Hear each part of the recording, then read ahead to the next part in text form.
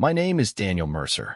I'm 46 years old, and if you ask anyone who knows me, they'll tell you I'm not the kind of man who jumps to conclusions. I build conclusions like I build my business, brick by brick, fact by fact, measured twice and cut once. I've made a decent life from being methodical. I run a logistics firm with international reach, a quiet empire of crates and freight and schedules. Nothing flashy, but profitable. I like clean systems and clean whiskey. I don't like surprises. So when my wife handed me a slim envelope on our anniversary, our 18th, I didn't expect fireworks. Truth be told, I didn't expect much at all. Our marriage had grown. Efficient. Comfortable, in the way an old armchair is comfortable. The kind you keep sitting in even though the cushion's lost its shape. We'd grown distant over the years. Not hostile. Just apart. Like two people stuck in the same elevator, staring at different corners. But I never imagined treason. Not her. Not Catherine. She passed me the envelope over our breakfast table, same one we bought when the company broke its first million. Her smile was polite. Her eyes didn't match it. I opened the envelope. Inside was a certificate, official-looking, stamped, and watermarked. Bonded container. Secured shipping manifest number 883204. It read. Registered to my name. My company's address listed under Origin. Destination, Rotterdam. I looked up. What is this? She shrugged, sipping her coffee like she'd just handed me a scratch-off ticket. Something for the future. You'll see, she said, and reached for the butter. Now, I know how to read between the lines. Always have. But something about the way she said future made my stomach fold in on itself. That container number gnawed at me for the rest of the day. I called my operations manager after lunch. You ever seen this manifest? I asked, forwarding the number. An hour later, he called me back. Yeah, he said, hesitating, it's booked under our name. But it wasn't placed through your usual access. Came in through an override code last Thursday. I hadn't authorized anything last Thursday. I was in Dallas for a conference. I asked him what was in it. Just says commercial inventory, non-hazardous. No invoice attached. I told him to keep it quiet. That night, I watched Catherine fold laundry like she always did. Neat rows. She was humming something tuneless, not even aware of it. I sat there on the edge of the bed, pretending to read, but mostly just watching her. Studying her. She'd started locking her phone a few months back. Changed her hair. Lost interest in the little things that used to light her up. At the time, I thought maybe it was age. Maybe it was just life stretching us in different directions. Happens to everyone, right? But now I wasn't so sure. I didn't confront her. I didn't accuse. That's not how I operate. I waited. Because something about that certificate, it wasn't a gift. It was a receipt. I just didn't know it yet. After that morning, I started noticing the little things. Noticing them more, I guess. The kind of things that don't stand out unless you're already looking. Catherine had started taking calls in the hallway. She'd step out onto the porch, press her phone to her ear, and speak in that low, clipped tone she usually reserved for customer service reps and old friends she no longer liked. I caught her once, whispering something in German. She doesn't speak German, or at least, I didn't think she did. When she came back in, I asked who it was. She smiled like she was talking to a puppy and said, "Oh, just logistics." Then she kissed me on the cheek and walked past like nothing was off. There were other things. She started leaving travel brochures on the kitchen counter, brochures for Vienna, Prague, and oddly specific ferry routes from New York to Europe. Just dreaming, she'd say, tapping the glossy pictures of cobblestone streets. Don't you ever think about starting over somewhere quieter? I didn't say anything. Not yet. I just listened. I've always been the planner in this marriage. The builder. But she was the one who handled the day-to-day finances. Bills, payments, online banking. I set up a savings account years ago, call it a retirement cushion, emergency reserve, whatever you like, and over the years it had grown. Bonuses, investments, and a few smart real estate flips brought it to just over $400,000. I hadn't checked it in months, maybe close to a year. I trusted her. She had the password. It was a joint account, after all. But now I had a feeling. And when you're in my business, you don't ignore the gut. I logged in that night from my office desktop, pulled up the account. The balance stared back at me like a slap, $2,184.57. At first, I thought it was a mistake. Maybe I clicked the wrong account. I refreshed, logged out, logged back in. Same number. I opened the transaction history. 10 withdrawals. all in increments just small enough to avoid red flags, all labeled inventory payments, freight forwarding, or consulting, spread over the last 6 months. My hands hovered over the keyboard, shaking, but not from rage. Rage is loud. This was something else. Something cold and quiet, like water creeping through a crack in the hull. I didn't confront her that night. I waited until the next morning, over coffee. "Catherine," I said, not raising my voice. "The savings account. There's over 400,000 missing." She blinked. Didn't even drop her spoon. "What?" "The withdrawals. They're all tagged to logistics vendors. Most of them European. I didn't authorize them." She sipped her coffee. "Daniel, I told you. I'm working on something. It's an investment. You never pay attention." "What kind of investment?" She smiled thin. "Something international. High return. You always said diversification was smart." "Without telling me?" Her eyes narrowed. "I'm sorry, do you want to go back to checking coupons and micromanaging the gas bill like you did when we first got married?" I took initiative. "You should thank me." Gaslighting. Classic. She made it sound like I was overreacting, like this was a minor budgeting misunderstanding instead of grand larceny. I didn't take the bait. I just nodded. "I see." And that was it. I didn't explode. I didn't throw anything or raise my voice. Instead, I spent the rest of that day cleaning out an old laptop in the garage. I installed encrypted storage, bought a second phone, reached out to a few old friends, quiet ones. I also made a call to a man I hadn't spoken to in years. A Russian acquaintance from my early business days, former FSB, now private sector. Because when you realize your wife has stolen your future and handed it to a stranger, you don't scream. You prepare. Victor. That was his name. The man who'd been warming my wife's smile when I wasn't looking. I didn't find him through brute force or a moment of dumb luck. No, it came the way most truths do, slowly, then all at once. I was reviewing our shared laptop one night, just to see if I'd missed anything. Catherine had never been great with tech. For all her poise and charm, she treated digital security like a polite suggestion. There it was, buried inside a folder marked Work Trip Q3. Inside that, a subfolder titled Reports. Inside that, a set of image files with generic names like img_0219.jpg. Click. My breath caught. There she was. In a truck stop diner somewhere between forgettable and nowhere, sitting across the table from a man who looked like he ate nails for breakfast. Bald. Barrel-chested. Arms like tree trunks. Tattoos creeping up his neck in blocky Cyrillic. She was laughing, not smiling. Laughing, head tilted back, hand resting on his. Another picture, them side by side, her legs draped across his lap, a plate of fries between them.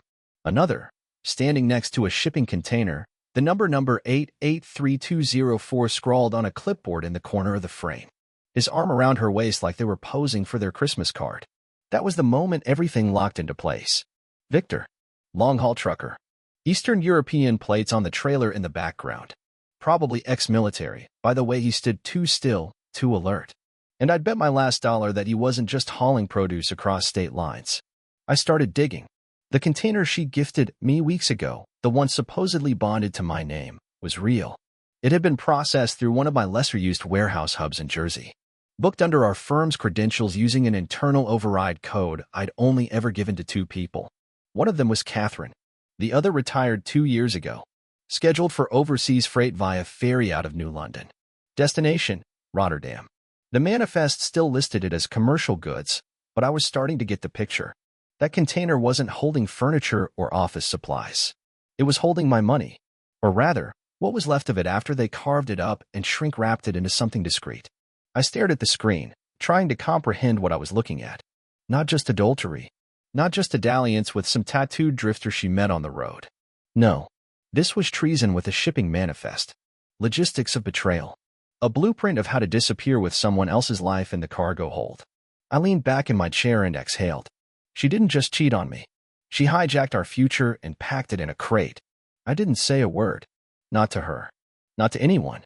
I kissed her goodnight, like I hadn't just seen her straddling a mercenary in a trucker hat on my computer screen. I poured her wine and asked about her day like a fool in a sitcom rerun. I played dumb so well, I should have won an Emmy. But inside, I was cataloging everything. Every late-night call. Every vague business trip. Every piece of mail she didn't let me open. I wasn't interested in throwing punches or torching the house. That's emotion. and emotion makes mistakes. I didn't want drama. I wanted precision. I wanted proof. I wanted a damn paper trail. That's when I called Dmitry. Back in my mid-20s, I spent a semester interning in Moscow. Not for school credit, not for any noble purpose, just curiosity and an engineering firm that paid well and didn't ask too many questions. That's where I met Dmitry Volkov. He was sharp, quiet, and vaguely terrifying in that way Russians can be when they've seen more than they'll ever say. We kept in touch over the years. Holiday cards. A few favors exchanged when international shipments got held up in customs. He eventually left official work and moved into what he called civilian security consulting, which everyone knew was code for FSB-adjacent contract work. I hadn't called in a long time, but when I did, he picked up on the second ring. "Daniel," he said, voice like gravel and vodka. "You sound different. I need a favor." A pause. "What kind of favor?" "The kind that involves tracking a container that doesn't belong to me but also does. Manifest number 883204. Ferry to Rotterdam. I need eyes on it before it touches European soil. Legally." Another pause. Then a quiet chuckle. "And here I thought your life was boring." I gave him the details and layers. Never too much at once. I knew better than to put it all in writing. "You want them caught?" he asked finally. "Red-handed. And your wife. If she's in on it, I want her name on the damn invoice." There was a silence on the line. Then, "Can be done." That was all he said before hanging up. 2 days later, I got an encrypted message through an old Dropbox link we used in college for class notes and movie scripts. Attached was a customs flag order, quiet, buried, and legal. The container would be rerouted for inspection once it reached Rotterdam. But that wasn't the best part. The best part was the second file. Catherine and Victor booked on a flight to Amsterdam under alias names 2 hours after the shipment's arrival. Their plan was seamless. Except now it wasn't. I sat there in my office, the city lights reflecting off the window, and realized I'd done it. Not finished it, but set the wheels in motion. I didn't want vengeance. I wanted evidence. Revenge was just the delivery fee. I've always said that real power isn't loud, it's quiet.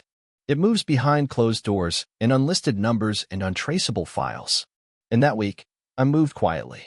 Dmitry came through again, pulling strings at the Rotterdam Customs Bureau. His contact flagged the container under a standard code, random inspection, part of a spot check initiative. Harmless enough not to raise suspicion, serious enough to stall the handoff. In the system, our container was listed as machinery components, non-sensitive. Serial numbers that matched nothing in my company's current projects. Dummy paperwork, enough to fool a casual eye. But not mine. I took a red-eye to New Jersey, posing as just another logistics exec checking on a routine shipment. My old crew didn't ask questions. I owned the building, after all. Inside the warehouse, I found the container sealed and ready. It stood there like a tombstone, cold steel and secrets. I installed 2 things. First, a GPS tracker hidden under the main cargo latch. Military grade, courtesy of an old favor Dmitry said I'd never use. Second, I photographed every single crate inside, logged the machinery serial numbers, then submitted a digital request to flag those numbers both stateside and with Rotterdam Customs. That meant no matter where that container landed, it would light up like a Christmas tree the second someone tried to clear it. Insurance? No. Insurance is for accidents. This was a net, and they were swimming straight into it. Back home, Catherine had no idea. She was humming again, same melody, no tune. Her eyes sparkled like someone already living out of a suitcase. I checked the family calendar she synced to our devices. A dentist appointment that didn't exist. A strategy weekend in D.C. that was booked for Amsterdam under the name K. McAllister. One-way ticket.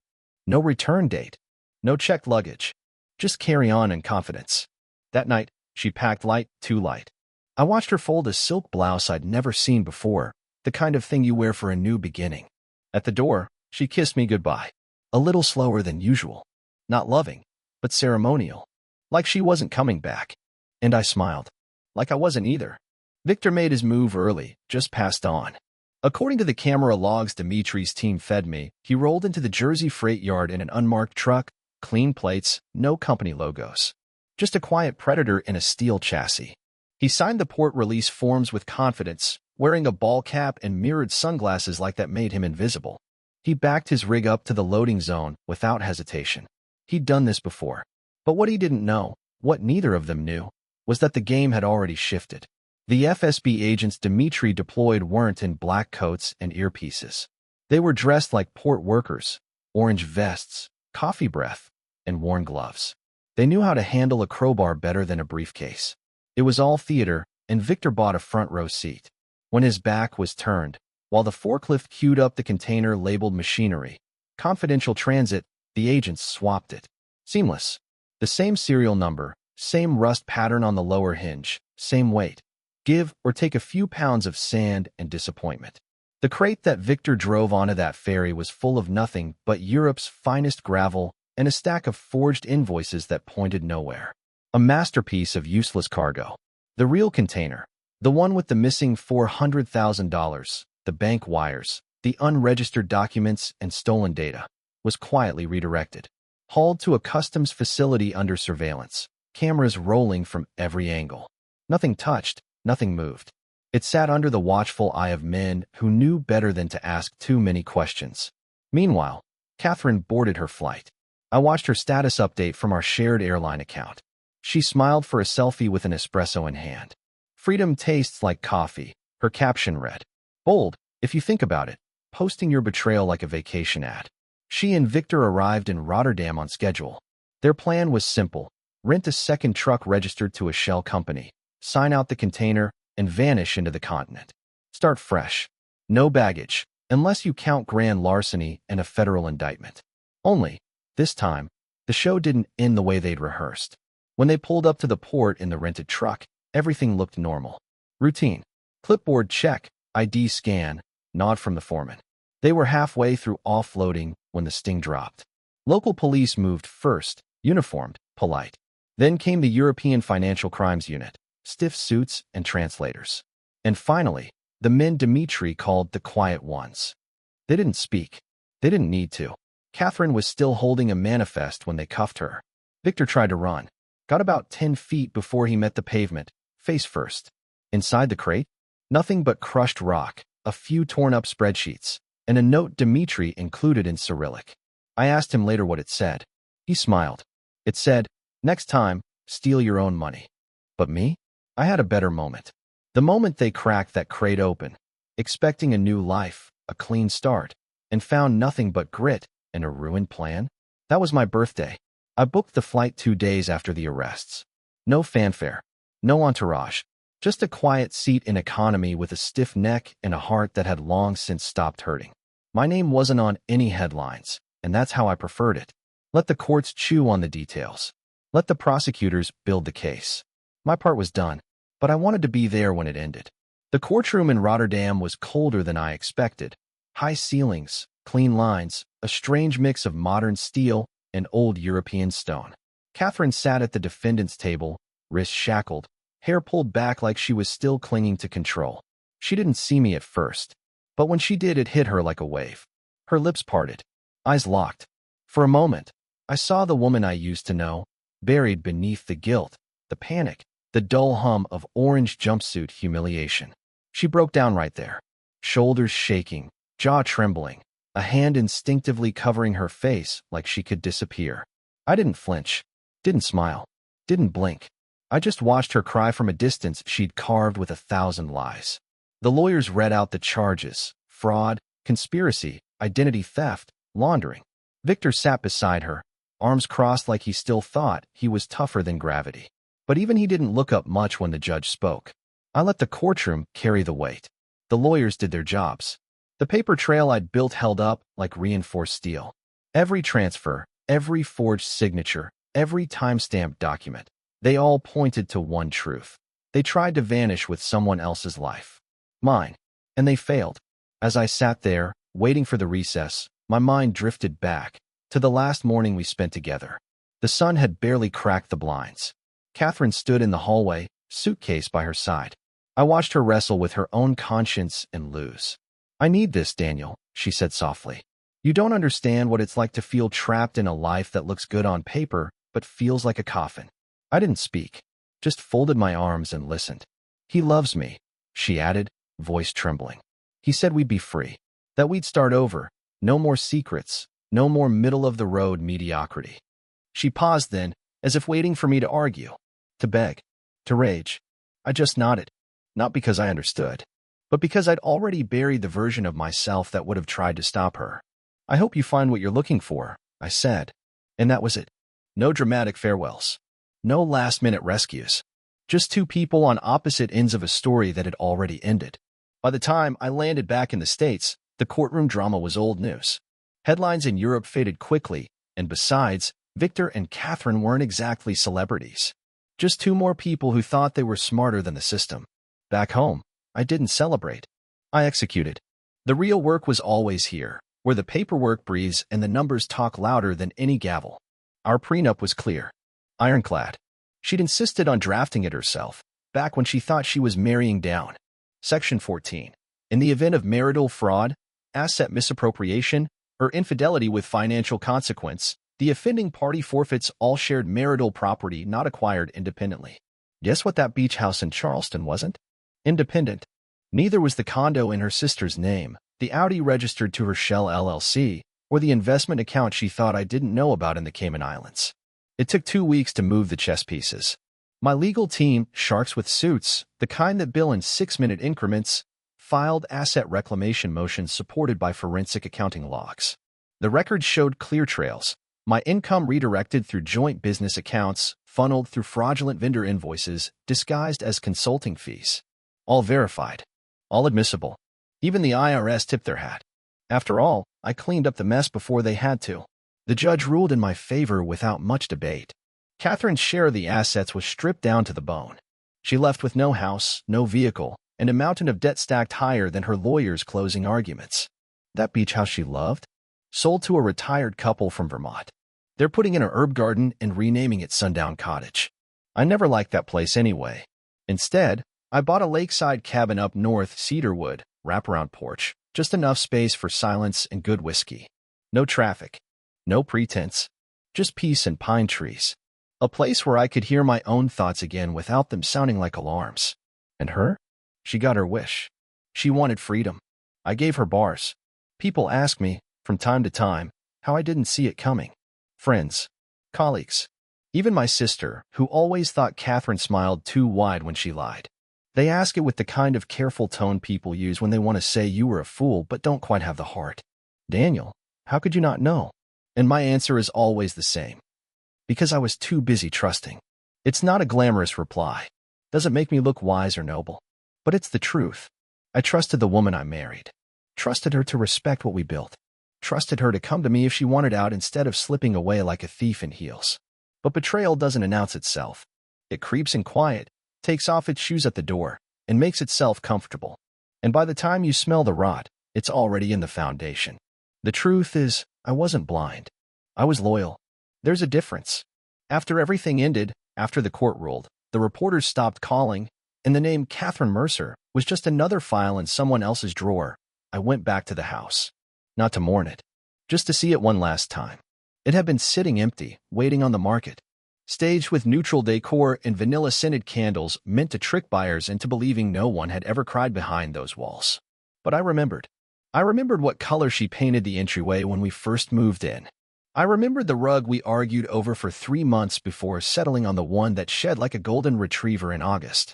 I remembered the way her heels used to echo across the hardwood like a metronome for our mornings. But standing there, I felt nothing. Not rage. Not grief. Not even bitterness. Just stillness. A clean slate dressed in drywall. Because a house is just wood and lies when love's been evicted. I closed the door gently behind me. Didn't slam it. Didn't look back. Some ghosts aren't worth carrying.